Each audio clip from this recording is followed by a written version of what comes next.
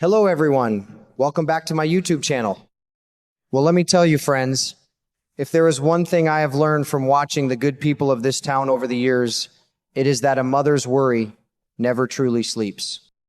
I was just thinking about Lulu Spencer the other day, and my heart just goes out to her. Bless her heart, she is going through the ringer right now.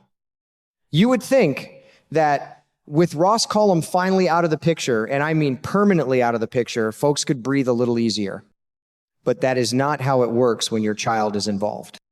Even though that awful man has met his maker, Lulu is still pacing the floors, sick with worry that her sweet boy, Rocco Falconeri, might end up facing criminal charges for shooting him. It is enough to make any parent lose sleep, and I can completely understand why she is tied up in knots over this whole ordeal. So, what does a mother do when she is backed into a corner? She goes to the heavy hitters. Lulu decided she needed to sit down with Sonny Corinthos and Rick Lansing to lay all her cards on the table. Now, I have to say, seeing these three huddle up is always a sight to behold. Originally, Dante Falconeri was supposed to be right there by her side, holding her hand through this mess. But you know how it is with Dante and that police badge of his. Duty called, and he had to run off to handle some official police business. So Lulu had to walk into that room all by herself, carrying the weight of the world on her shoulders. She looked Sonny right in the eye and laid down a truth that took a lot of folks by surprise. She made it crystal clear that Jason Morgan was not the one who pulled the trigger on Cullum down at Pier 55 that fateful night. Now, here is where the plot thickens, and it is a classic case of teenagers not knowing when to keep their lips zipped. Young Danny Morgan, bless his soul, has a bit of a reckless streak in him lately. The boy went and spilled the beans to Jack Brennan, telling him straight up that it was Rocco who fired the shot, not Jason. Can you imagine the panic that must have set in when Lulu found that out? As sure as God made green apples, a loose-lipped teenager is a recipe for disaster. Danny thought he was doing something right, maybe trying to clear his dad's name, but he just ended up putting a massive target right on Rocco's back. And the craziest part of all of this is that Jason has not even told a soul that he is back in town. He has been flying completely under the radar like a ghost in the night, letting everyone believe what they want. Speaking of Jason, I have to tip my hat to the man for his priorities right now. Instead of making a grand entrance and stirring up the usual dust, he just grabbed Danny and they took off on a quiet father-son trip out of town for a few days. They are out there somewhere just spending some quality time together, completely oblivious to the storm brewing back home. Jason and Danny have absolutely no idea that Brennan actually decided to turn a blind eye to Danny's little tip-off. That is right, folks. Brennan did not do a single thing with that information. And frankly, the folks over at the WSB do not seem to care one lick about it anymore either. They have washed their hands of the whole messy situation, but Jason and Danny are out in the woods, completely unaware that the coast is actually pretty clear. You see, because Cullum is dead and gone, the powers that be just want this whole ugly chapter closed and forgotten. And they managed to put together a mighty fine cover story to keep everybody's reputation intact, mostly thanks to Jocelyn Jacks. That young lady really stepped up to the plate and helped weave a tale that was convincing enough to satisfy the authorities and help the WSB save face. It is a neat little bow tied on a very ugly package, but try explaining that to a terrified mother. Lulu does not care about cover stories or bureaucratic red tape. She just knows that her son's name was spoken in the same breath as a murder investigation, and she is determined to nip any potential fallout in the bud before it ruins Rocco's life. I really want to circle back to Jason for a minute, because it really struck a chord with me how he is handling his return. You would think his first stop would be Sonny's place, or maybe knocking on Carly Spencer's door to let her know he is breathing Port Charles air again. But no, he bypassed all the usual drama. He did not go to Sonny, and he did not even go to Carly. He just wanted to be a dad. He wanted that uninterrupted, precious time with Danny, away from the mob business, away from the gunfire, and away from the constant chaos that seems to follow their family around like a shadow. It shows a softer side to the man, a side that realizes time is fleeting and family is what truly matters at the end of the day. Of course, Jason is not completely irresponsible. He knew people would worry, especially about Danny missing.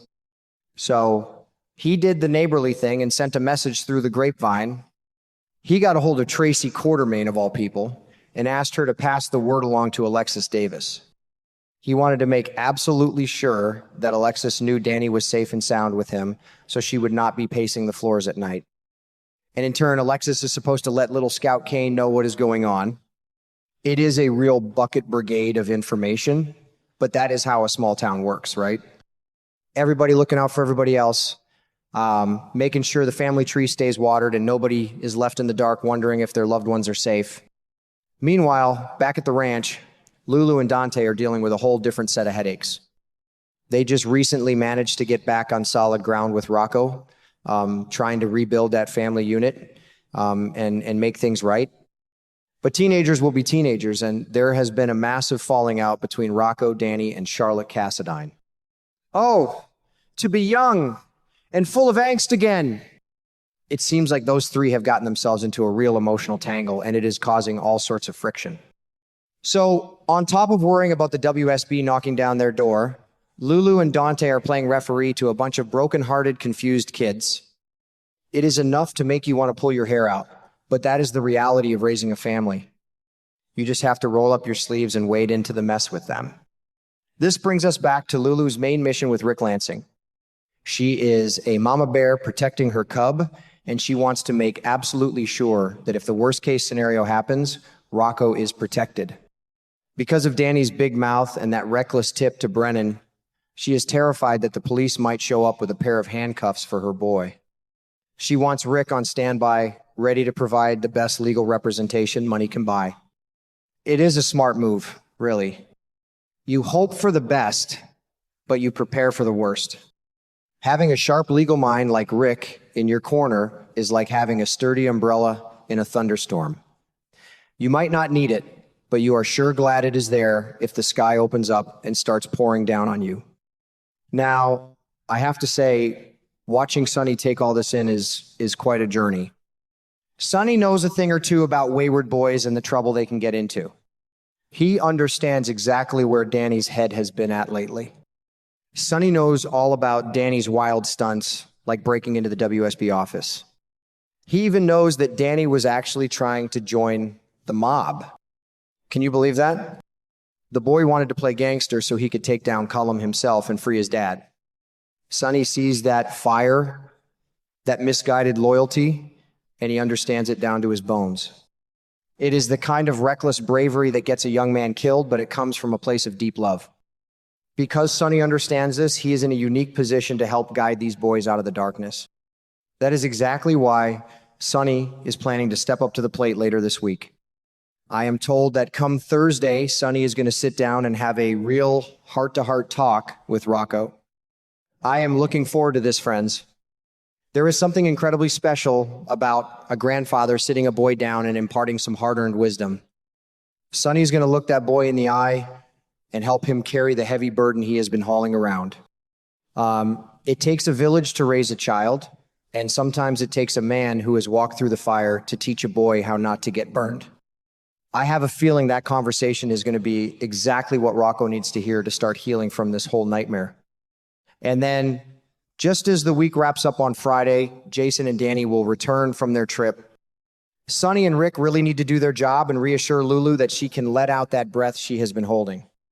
They need to put their hands on her shoulders and tell her that if the authorities do come knocking with questions, Rocco will have a fortress of legal protection around him. But between you and me, the boy is likely out of the woods. The WSB is a proud organization, and they do not like airing their dirty laundry in public. They do not want to drag a teenager through the mud and draw more attention to their own failures. As far as the higher-ups are concerned, the problem has been permanently solved, and this is just one dark chapter they are desperate to forget. They are happy to let sleeping dogs lie, and that is the best news Lulu could hope for.